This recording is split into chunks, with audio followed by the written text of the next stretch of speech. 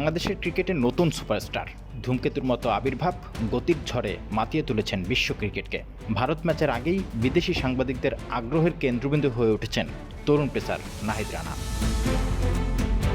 এক বছর আগেও হয়তো খুব বেশি কেউ চিনত না নাহিদ রানাকে, তবে এখন বাংলাদেশের গণ্ডি ছাড়িয়ে তার নাম এখন বিশ্ব ক্রিকেটে। কারণ একটাই, তার দুর্দান্ত গতি। ঘন্টায় 145 কিলোমিটার বা তার বেশি গতিতে বল করা তরুণ পেসার, যাকে ঘিরে উন্মাদনা এখন তুঙ্গে। বাংলাদেশের জন্য এমন পেসার পাওয়া ভাগ্যের ব্যাপার, আর তাই নাহিদ রানাকে নিয়ে আগ্রহ থাকাটাই স্বাভাবিক। বিশেষ করে ভারত ম্যাচের আগে এই আগ্রহ যেন আরও বেড়ে গেছে। ভারত ম্যাচের আগের দিন সংবাদ সম্মেলনে সাংবাদিকদের প্রশ্নের মুখোমুখি টাইগার অধিনায়ক নাজমুল হোসেন শান্ত বলেন, রানা ঠিক আছে, সতেজ আছে।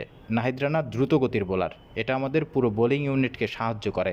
তার ফিট থাকা জরুরি, সে এটা ধরে রাখবে। আমাদের একটা ভালো বোলিং ইউনিট আছে।